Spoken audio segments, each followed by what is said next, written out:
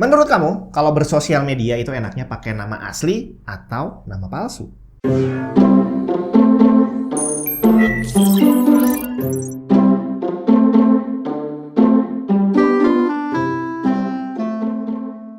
Saya jadi terkulik untuk membahas ini karena beberapa waktu yang lalu pas saya lagi browsing gitu ya, lihat-lihat grup, lihat-lihat berita, ini saya tiba-tiba tertarik sama sebuah postingan di satu grup dan nggak semua grup mewajibkan kita untuk join ya kalau mau komen, dan waktu itu saya udah refleks langsung pengen komen, ternyata harus join dulu. Dan di halaman persyaratan join itu salah satunya disebutkan bahwa harus menggunakan nama asli demi kenyamanan bersama. Nah, permasalahannya adalah saya bukan pengguna nama asli yang pasti, dan yang kedua saya juga nggak berniat untuk join grup apapun, dan kalau dia punya persyaratan seperti itu ya udah jelas banget saya nggak akan join ke sana, dan ya udah nggak jadi join, nggak jadi komen, nggak masalah gitu ya. Nah, tapi soal penggunaan nama asli ini ternyata bukan hanya diminta sama satu grup tadi. Walaupun tidak diminta secara resmi, banyak sekali orang-orang yang bisa ngejudge orang lain saat berinteraksi online dari itunya, namanya. Kalau pakai nama asli dianggap lebih baik-baik saja, tapi kalau pakai yang bukan nama asli dianggap akun yang lebih mengkhawatirkan. Walaupun pada prakteknya nggak bisa dibilang bener juga, karena banyak sekali kasus penipuan yang pakai nama yang sepertinya nama asli. Apakah nama dia beneran atau enggak kita nggak tahu, tapi yang pasti banyak sekali kejadian seperti itu. Dan kalau saya coba ingat lagi mundur bertahun-tahun sebelumnya, di saat sosial media belum seperti sekarang, jadi waktu itu saya baru belajar berinternet gitu ya, mau chatting ternyata harus bikin account dulu nih, terus kenal forum, masuk ke forum harus daftar dulu, bikin account, dan yang pasti bikin nama. Nah, saat itu yang terlintas di pikiran saya dan juga banyak orang lainnya adalah tidak menggunakan nama asli. Jadi yang ada di memori saya saat berforum bertahun-tahun yang lalu itu, ya nggak ada yang pakai nama asli bre, tapi tidak membuat kami berinteraksi dengan cara yang ngawur. Pada prakteknya, interaksinya kalau saya bilang sih lebih sehat daripada sekarang, dan saat itu juga sering banget bikin gathering, kalau nyebutnya saat itu kopdar gitu ya, kopi darat, ngopi di mana, dan itu semuanya akhirnya waktu kumpul ya jadi kenal nama asli, tapi saat kembali online ya udah pakai nickname masing-masing dan nggak pernah ada masalah. Tapi sebelum kita lanjutin, beberapa hari yang lalu saya udah lempar polling kecil-kecilan tentang kita yang lagi kumpul di sini, kira-kira lebih termasuk yang mana? Apakah kamu termasuk pengguna nama asli atau bukan? Kita lihat dulu hasil pollingnya seperti apa. Saat video ini dibuat udah 2000 lebih polling yang masuk. Pertanyaannya sederhana, kamu termasuk yang mana? Selalu pakai nama asli, selalu pakai nickname, atau tergantung kondisi? Ternyata hanya 15% yang selalu menggunakan nama asli. Sedangkan pengguna nickname hanya 20% aja. Sisanya yang 65% sudah membedakan kapan perlu pakai nama asli dan kapan enggak. Yang menarik, kebetulan baru aja kita singgung tadi ya, bahwa zaman dulu itu hampir nggak ada orang yang pakai nama asli, tapi interaksi online tetap terjaga sehat. Dan ini ternyata dikonfirmasi juga sama komentar dari RKAP OS yang bilang bahwa biasanya yang punya nama internet itu adalah generasi yang pernah menghadapi masa-masa internet sebelum seterbuka dan terpercaya seperti sekarang ya. Tinggal kalau dibilang tidak seterbuka sekarang memang benar, tapi kalau semakin bisa dipercaya kayaknya masih saya ragukan deh ya. Mengingat sekarang ini semakin banyak hoax dan semakin banyak penipuan yang masih terus memakan korban. Jadi kalau kita bisa percaya sama internet, ya kayaknya belum sepenuh itu kali ya. Kemudian yang akan jadi salah satu contoh pembahasan di video ini nanti, kebetulan udah disebut juga di komennya Cloud1875 yang cerita kalau dulu pernah daftar kerja terus diminta ngasih akun sosmed. Dan akhirnya singkat cerita dia keterima kerja dengan salah satu alasannya bahwa dia lumayan aktif berkontribusi di sosial media. Asik banget nggak tuh? Terus ada lagi Ambar Primandaru yang bilang bahwa internet itu adalah dunia maya, bukan dunia nyata, jadi pakai namanya juga jangan nama asli. Biar kalau terjadi masalah online tidak berpengaruh ke kehidupan nyata. Kemudian Deka Putra ini agak unik lagi ya. Jadi nggak 100% tapi juga nggak 0%. Kalau untuk keperluan pekerjaan 100% nama asli karena belum ada yang sama. Di luar kantor 80% aja. Oke, 80% berarti kalau namanya Deka Putra Wardana disingkat D Putra Wardana gitu kali ya. Boleh. Hari gini jangan sampai ketahuan kalau Windows kamu bajakan. Malu bre. Paling aman sih beli original aja. Di cdkisales.com kamu bisa beli Windows original dan dapetin diskon tambahan dengan menggunakan kode voucher TNT saat pembelian. Pembayaran bisa dilakukan menggunakan GoPay maupun OVO. Setelah pembayaran selesai, kamu akan dapat serial number yang bisa langsung digunakan untuk mengaktifasi Windows kamu. cdkisales.com juga menyediakan game dan software original lain seperti Microsoft Office. Selengkapnya cek link di bawah. Nah, kembali ke topik pembicaraan. Pakai nama asli atau enggak? Dalam dunia yang ideal, dunia online maupun offline gitu ya, dimana semua orang baik, ya akhirnya kamu pakai identitas asli ataupun palsu, nggak jadi masalah karena semuanya akan aman-aman aja. Tapi kita tahu bahwa dunia ini tidak ideal. Orang jahat akan selalu ada dan mereka akan mencari celah sekecil apapun untuk bisa melakukan kejahatannya. Nah, apakah penggunaan nama asli termasuk celah yang bisa dimanfaatkan? Saya kasih satu contoh cerita. Ada saudara saya, cewek gitu ya, dia kena tipu online. Jadi waktu itu dia cerita dapat telepon nih tiba-tiba dari seseorang yang mengaku sebagai keponakannya gitu ya. Saat pertama kali nerima teleponnya, ya dia nggak langsung percaya karena memang jarang banget ketemu dan jarang banget komunikasi gitu kan. Tapi akhirnya setelah ngobrol-ngobrol, nanyain kabar orang tuanya seperti apa, anaknya seperti apa, akhirnya mereka nyambung dan akhirnya si cewek ini percaya aja. Oke, berarti dia memang beneran ponakan gua dan ya udah, butuh apa nih anaknya. Singkat cerita, si penelpon ini ngaku bahwa dia lagi kecelakaan di jalan, klasik kan ya.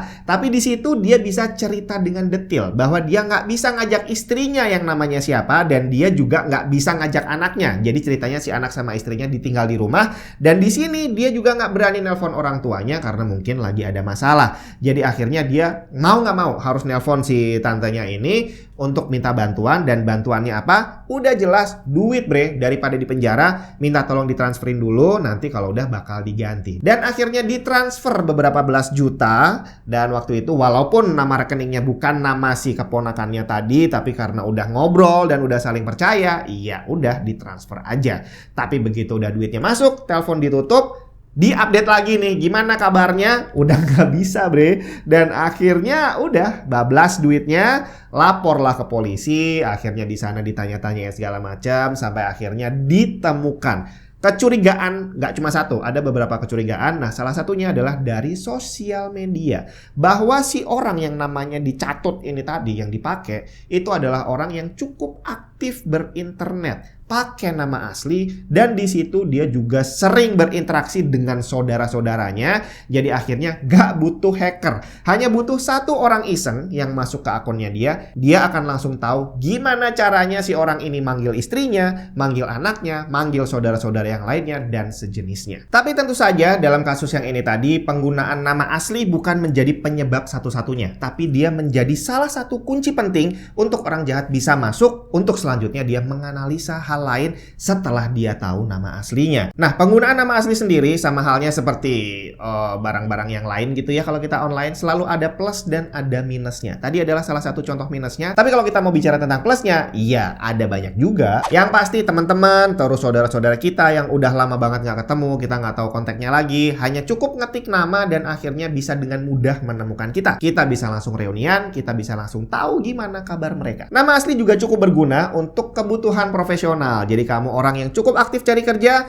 pakai nama asli, bikin profil online, bisa dipakai buat ngelamar kerja. Kamu seorang freelancer, bisa pakai nama asli, bikin profile juga tentang apa yang sudah kamu kerjakan, bisa dipakai untuk bahan cari klien yang baru. Kalau untuk jualan online, nah ini yang agak apa ya? Ada banyak orang yang bilang bahwa kalau mau beli barang second online itu dari orang yang pakai nama asli. Bahkan nggak sedikit orang yang minta kita posting barang pakai foto KTP. Ini jangan ditiru. Kalau pakai nama asli masih oke, tapi kalau pakai foto KTP lebih baik jangan. Nah, tapi di sini seperti tadi di awal udah sempat disinggung bahwa tidak membuat penipuan menjadi berkurang karena banyak sekali kasus penipuan yang pakai nama yang sepertinya adalah nama asli. Sedangkan kalau kamu beli barang dari toko yang memang pakai nama toko, ya aman-aman aja juga banyak gitu ya. Jadi kalau untuk keperluan jual beli online nggak harus pakai nama asli juga seharusnya nggak masalah. Nah, tapi kalau kita kembali tentang nyari kerja atau nyari klien, nah ini yang jadi apa ya, komplikasi lebih lanjut. Yang cari cari kerja aja deh ya. Walaupun dibilang nama asli bisa bikin kamu mempromosikan diri kamu dengan baik, tapi itu juga bisa jadi bumerang. Satu contoh diceritain sama teman saya yang memang sering banget cari karyawan, jadi dia punya usaha dan memang sering buka lowongan online gitu ya.